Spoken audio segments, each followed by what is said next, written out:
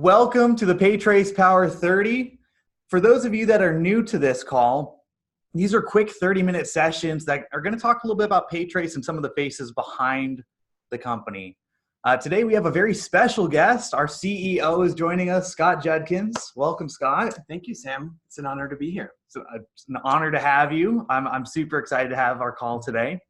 I do want to let our audience know that these calls are very interactive. This is kind of an open forum for you to get to interact with us and learn a little bit more about who we are and maybe some of our plans for PayTrace growing. So if you look on your screen, if you wiggle your mouse around, you'll see a little Q&A box pop up. As we're going through today's call, feel free, send in any questions, comments, emotional outbursts to us. We want to call those out and get them all in front of Scott. So Scott, you started PayTrace, which is awesome. About a month ago, we had our all-company party, and we like to have a little bit of fun at those. And you know what's coming up. I do. So Scott did a little bit of a speech and got a little creative with this. James, do we have a picture of Scott's? So Scott's a child of the '80s, if you can't tell. But let's share this. So this is there's Eric in the background. So Scott did a little bit of a speech and he had a very interesting haircut. Scott, could you tell us a little bit about what's going on? Yeah, I was riffing on some of our recent advertising. We've got the picture of the mullet as well as the turn it up to 11 or crank it up to 11. So as you can see with the t-shirt, kind of wish that the wig had a shorter top, so the mullet stood out a little bit. But yeah, had a little bit of fun with it. Not actually sure where the mullet is now. Not necessarily looking to have a redo or a comeback, but it was a lot of fun that evening. You didn't want to dig that out for the Power30? No, I didn't. So Scott mentioned we have kind of a little marketing campaign. You guys may have seen this out there, but we're going to pull that up here on this page. It's pretty cool. Our marketing team did some pretty cool work on this, but rocking the mullet, we're doing a little bit of a retro theme, right? So you guys may have seen this out on LinkedIn. Straw Hacker Group has been promoting a lot of this, but so look for the mullet, look for some arcade games, some of those more 80s throwbacks out there. That's pretty exciting. Curious, we actually put together a poll for this, but how many of our partners used to sport the mullet? James, can you launch that poll there? So we want to know, yes or no for the mullet. Should we bring it back? Let's take about 5 seconds. Most definitely, or are they kind of bogus? Did you have a mullet, Scott? Like an actual real mullet? Not that I remember, but maybe. Not that it comes to mind, though. I was a little bit shorter on the side. Nice. It sounds like most people say that they're bogus, so that's a bummer. I was hoping it might have a comeback. I was looking to grow my hair out a little bit, transition from the man bun to the mullet. Anyway, let's get into like the actual some of the actual call here, though. The ad that we were talking about just now is promoting interchange optimization. Really, it's this marketing campaign around interchange optimization. Tell us a little bit about that. You've been promoting this for a while. What are kind of your thoughts on interchange? Before I answer that, Sam, I'd just like to offer you a little bit of stated appreciation. You set a really high bar for public communication, public speaking through these Power30s, as well as the sales training and webinars. Not trying to embarrass you, but ultimately offer some, really true, authentic appreciation of how much, how impressed and how thankful I am that we get to work together. I feel like you present a pretty significant strategic advantage for PayTrace.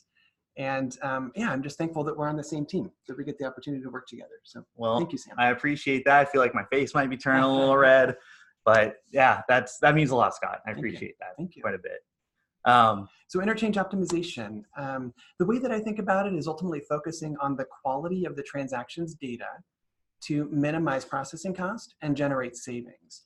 The savings ultimately can be used to reinvest with our resellers, as they think about growing their businesses, your businesses, as well as investing back to the merchants, thinking about passing those savings on to them as an investment in future retention.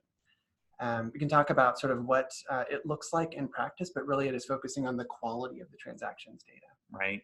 And you were actually, before we got on this call, you were telling me kind of an example about kind of an early adoption of interchange optimization. Would you Could you actually share that? Yeah, when PayTrace first started, when we first certified with one of the major processing networks, we found that in order for the processing network to pass address verification data, so billing address, zip code, to the card brands, to the interchange networks, the processing network required the transaction to also include an invoice number. Mhm. Not necessarily related to that kind of fraud filtering or interchange qualification eligibility for card not present transactions. So when we found that kind of bug, we let the processing networks know about that. And in the meantime, while they were working on fixing that, we offered our merchants the ability to generate a unique transaction identifier as an invoice number, which we would then submit with the transaction to the processing network. So we looked for feedback. We looked for feedback from our merchants, the processing networks. We did the research and then adapted and responded to that feedback to increase the likelihood that those merchants would qualify for kind of like level 1 or card not present transactions. Right. So basically for any type of transaction, regardless of what card it is, we're trying to help get them that best interchange qualification. Always looking to do what's best for our merchants as well as doing what's best for our sales partners, our resellers. We're really here to help set our customers and our partners up for success. We want to create win-win-win relationships. We feel like that's consistent with PayTrace's goal, our purpose of making merchants happy, as well as our values of integrity and industry expertise. So one example that I've heard of before was, right, it's not, this interchange optimization thing isn't always about just the dollar savings for the merchant, right? It's also kind of about an efficiency. What does that kind of bring up for you? Yeah, so the example I just talked about had to do with kind of level 1 transaction data. We might be able to talk a little bit more about what that means. A couple of years later, after starting PayTrace and certifying with that first processing network, we started offering level 3 data. We had some resellers that were interested in working more with business-to-business merchants. So we certified with a processing network to offer level 3 data. The sales partner that we were working with, I remember being on a call with them and a prospective merchant. The reseller, the sales partner, found that they would be able to save that merchant about $20,000 a month in processing cost. The sales partner communicated to me that they had never seen a significant value proposition to offer to a merchant. They thought it was a lock, that the merchant would sign up with us and want to generate that savings. When we demonstrated the product to them, they immediately said they weren't interested. And I was blown away by that. The sales partner was blown away by that. And we asked why. There was one employee at that business who sat in their part of the office. Their job was just to process transactions, process invoices all day long. And with level 1 data, without the level 3 data, it would take them about 30 seconds to a minute to process a transaction. When they saw all of the data fields associated with level 3, they would estimate it would take between 5 and 15 minutes per transaction. And they were concerned that that employee, that person wouldn't want to stay at the business. So even with $20,000 of savings, I remember saying to them, look, you could hire more people to enter that data. They weren't interested. So really took that to heart and thought about how can we minimize the friction? How can we minimize the number of keystrokes? How can we increase the operational efficiency of generating that $20,000 in savings? So you're absolutely right. Interchange optimization is not just about generating dollar savings. It's also about generating operational efficiency and savings in time. So both of those things are really important to us. Yeah, that's extremely relevant. I mean, $20,000 a month that they would have passed up on just because of the extra keystrokes. That's pretty amazing. Now, you kind of brought it up earlier, this concept of like win-win-win, right? It's good for PayTrace, it's good for merchants, it's good for our partners. That kind of reflects in our branding, right? We're the gateway to happy. Mm-hmm. And you do a great job about this. Every time you talk about, creating happiness, it just blows me away. But what is this concept of making merchants happy and all that mean to you? Yeah, early on in founding the business, my first job professionally was actually as a client service representative with a merchant service provider in the US. I was taking between 50 and 100 phone calls a day, and many of those phone calls were the same. And I was hoping to be able to automate answers to those questions. I wanted to make those merchants happy. I wanted to be an advocate for them. And that really inspired me to start creating PayTrace, was to increase the likelihood that they were happy and minimize the likelihood that they would call and express some kind of frustration. As we think about what makes merchants happy, I kind of think about 3 main characteristics. They want to reduce their processing cost. They want to simplify their operations and running and managing transactions, Mm-hmm. and they want to minimize their security exposure. They want to simplify, their, in essence, their process of achieving PCI validation. Right. So that's really the key, and ultimately the driving force is to be an advocate for our merchants.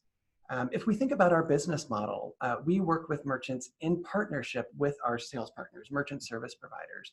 So we recognize that it's important for us to also be thinking about how do we make our sales partners, our resellers, happy. And a lot of that shows up in helping our resellers identify and compete or even dominate markets, verticals, industries where there's the most margin, as well as the highest potential for retention. We feel like those two metrics are the most important for many businesses, but certainly payments related business. Increasing margin and generating more retention or minimizing attrition. And that kind of sparks this other thing that we've talked about in the past. We use the term sweet spot, right? And I know you're kind of leading into this, but we use this term sweet spot internally as kind of the merchant that is going to be the best fit for PayTrace and for our partners. And you kind of brought up a couple aspects of that, but really, can you elaborate a little bit more on sweet spot and these higher retentions and margins? What does that look like for our partners? So the terminology of sweet spot, and Sam, thank you for referring to that, is part of sort of our common language around strategic planning. So it has specific meaning to PayTrace. The way that I kind of think about that is, PayTrace today has tens of thousands of merchants, and we want more, right? We want to grow our business just like everyone else. So we want merchants of all shapes and sizes, all different, categories, industries, verticals. That said, from a strategic perspective, we do need to focus. We can't make every merchant happy. We would be too distracted. So if we think about where do we want to focus, we want to focus on those verticals, on those industries that are going to most delight our resellers, recognizing if we can make a difference with those key merchant categories, the benefits will ripple out to all merchants in all industries. So as we look at what key verticals are most attractive to our resellers, again, thinking about how to set our resellers up for success, we've identified our sweet spot in three main characteristics. We really want to get more merchants that are looking to integrate their business operations with a payment gateway like PayTrace. Mm-hmm. We're looking for merchants that most significantly benefit from interchange optimization, so they appreciate the savings that they can achieve, particularly in the B2B or level 3 eligible space. And then we're also interested in merchants that are generating their own recurring revenue. There's a couple of reasons for that.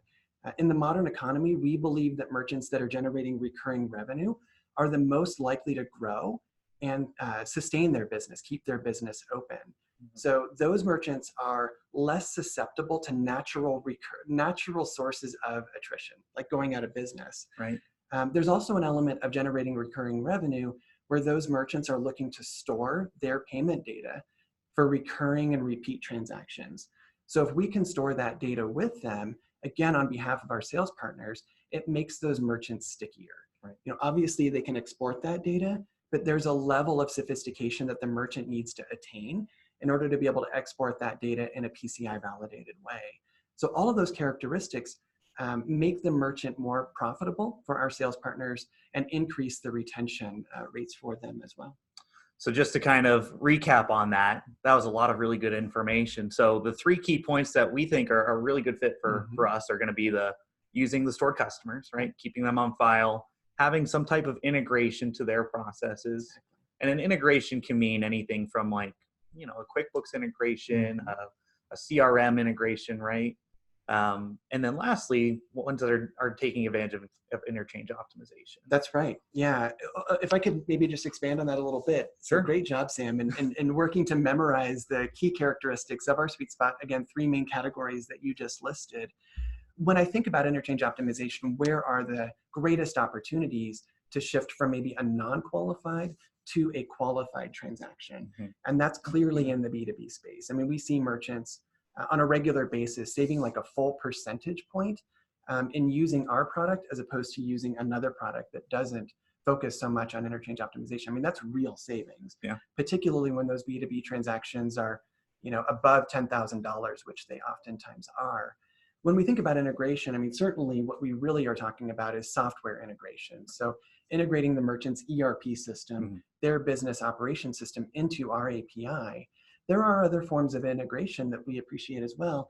And oftentimes that's training their staff to integrate their daily activity into our virtual terminal. So if we have a merchant that maybe has 15 employees that are all in some way running transactions, training, if the merchant goes through the investment of training their team members to work with our system, it demonstrates a level of kind of like skin in the game, which again increases retention for both our resellers and for PayTrace. That's really interesting concept, because typically when we talk about integrations, we go straight to software. Like you literally saw me do that right now, but that's really important, right? Business practices and operations being integrated into PayTrace. I remember I used to be a merchant before you hired me. I remember.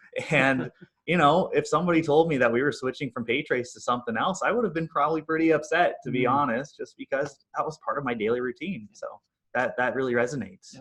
So again, part of making merchants happy and working with our sales partners, particularly through that lens of retention, we also want to be thinking about how do we build relationships with our merchants, with our sales partners, again, to create that kind of connection, that loyalty that can create and generate ongoing, long-lasting relationships. So again, that's another element of the process or service that we provide in addition to our product, is building those relationships through a client support, account executive way to, again, build those long-lasting, loyal partnerships. Absolutely. And kind of speaking up along our sales partners, right? We have a very strong vested interest in seeing them become successful, right? We want them to be happy, and we want them to be happy using PayTrace. I'd say that's a pretty fair statement. What are some things that our sales partners can do to really align with us, and how can PayTrace help them become more successful? Reach out to your account executive. All of our account executives are payments professionals before they came to PayTrace. So we sort of think of them as, deeply rooted in the payments industry, historically working for merchant service providers, just like our resellers, and then came to PayTrace, which is much more of a technology provider. So rather than the inverse, where we might have account executives that are technologists coming into the payment space, we really look for account executives that are payments professionals, then coming into the technology space.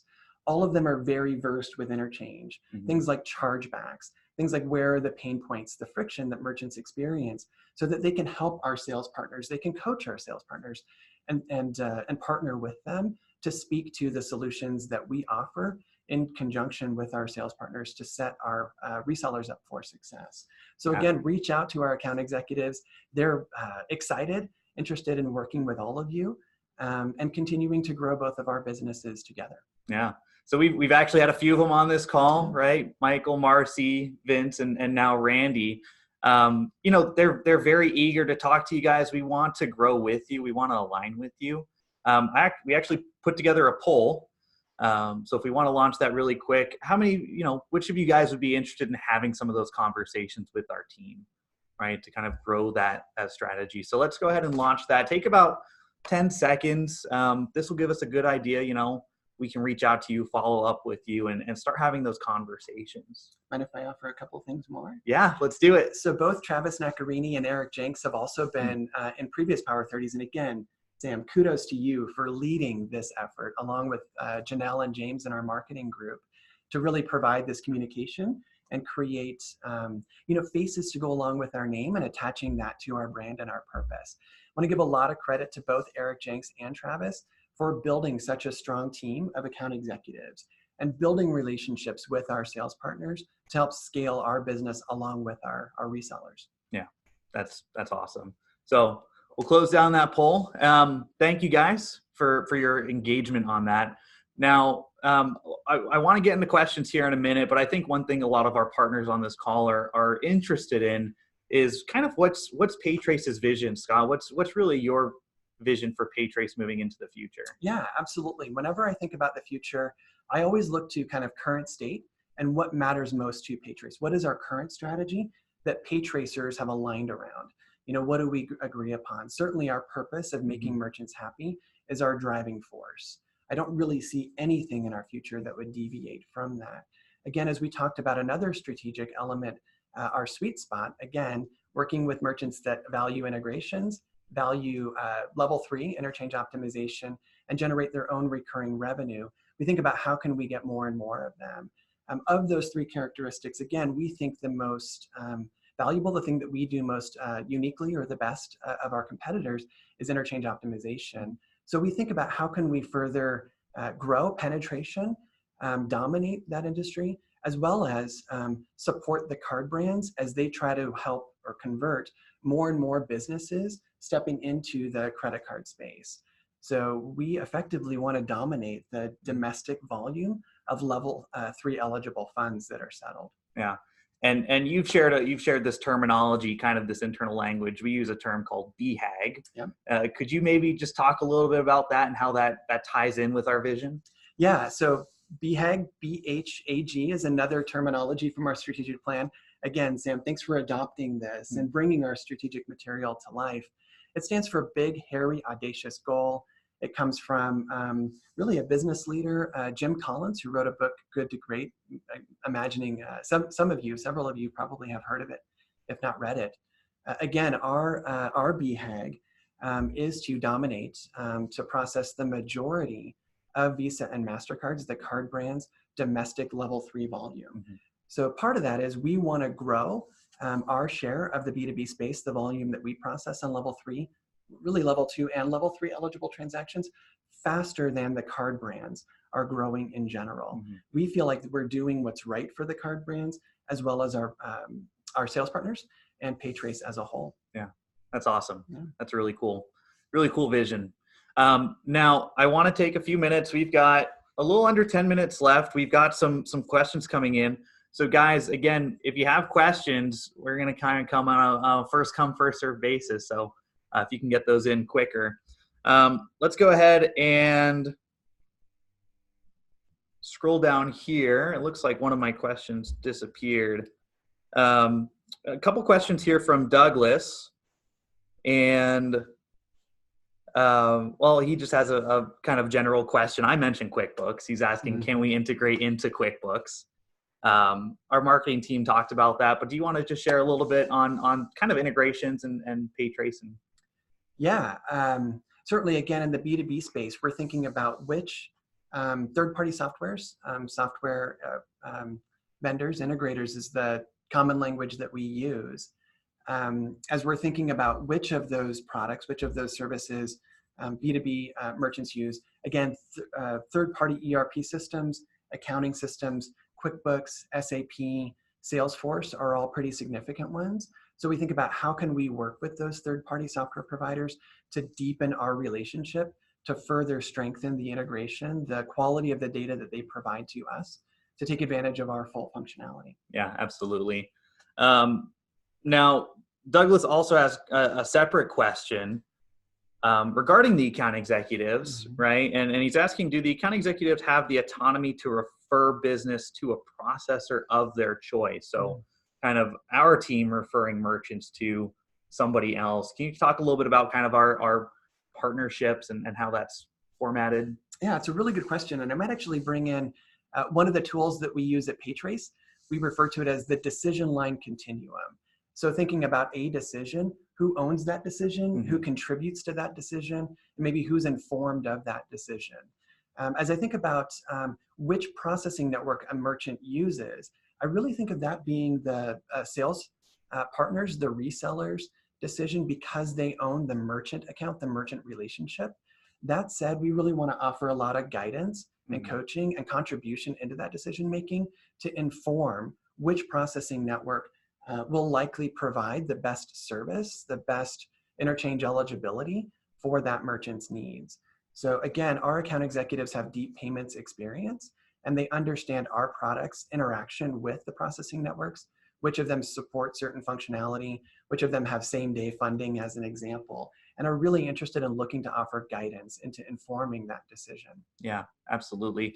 And just, I want to add to that, right? We were talking about the account executives. We've got some really great resources. If you don't know who your account executive is, just reach out to us at sales@paytrace.com. Douglas, I know for a fact your account executive is Marcy, so I'm going to give her a heads up if she's not on the call right now to follow up with you, right? Because we want to have those conversations and learn a little bit more about what your thoughts are. So, oh my gosh, the questions are starting to pour in here. Bear with me as I go through this. This one's pretty relevant. This is from Lisa, and Lisa's asking, will you tell us when your new EMV swiper will be ready at some point during the presentation? So maybe do you want to kind of tease that up a little bit, Scott? Yeah, it's hard to predict timing. Whenever we set a target for a date, we have to hold that there's a fair amount of unknowns baked into that. So we want to be careful about expectations that we set. It's much easier to talk about where we are in that development process and what hurdles we see maybe standing between us and an outcome where all of you can sell and help our merchants use that new EMV system. All of the software development on our side in order to accommodate the processing with that EMV card reader, as well as supporting EMV through our API, which is functionality we're really excited to offer to our third-party integrators, is all built on our end. We're ready to roll. We're currently working through the process of certifying that functionality with TSYS. And that process is dependent on them. And on some level, we have to work through the process on their timing. But please be assured, we are pressing that timing. We are identifying hurdles and working through them as quickly as we can. As an example, they sent us test cards, which we have been eagerly looking for in the mail.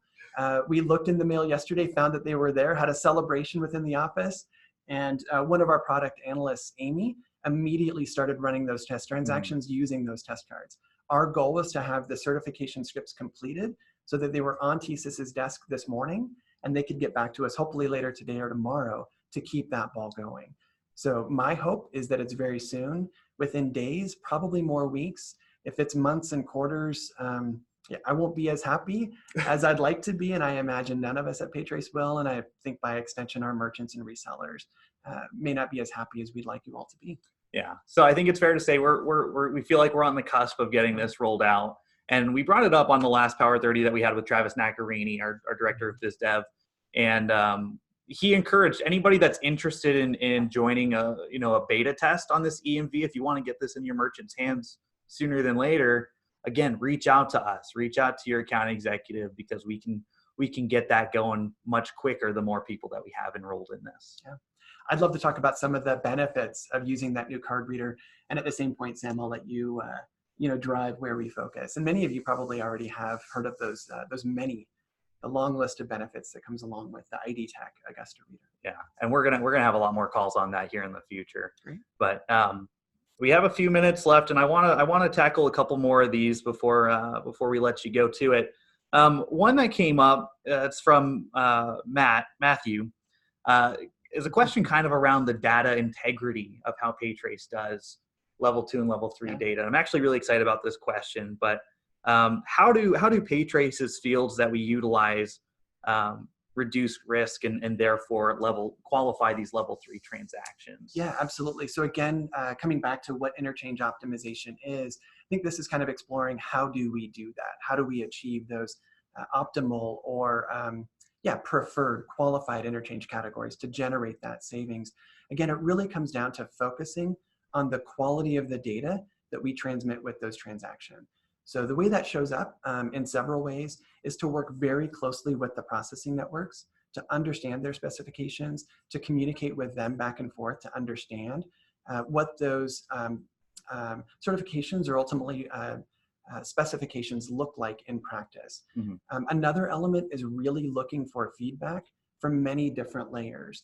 So getting a call from a merchant asking why a transaction didn't qualify as expected is really valuable data for us.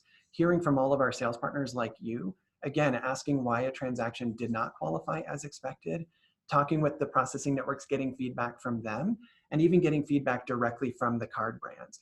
All of that feedback allows us to see opportunities for growth, improvement, and increased performance with our interchange optimization. We take that feedback very seriously, look to identify what improvements we can make within our product, and then roll those improvements out very quickly to increase the likelihood that future transactions will qualify as expected.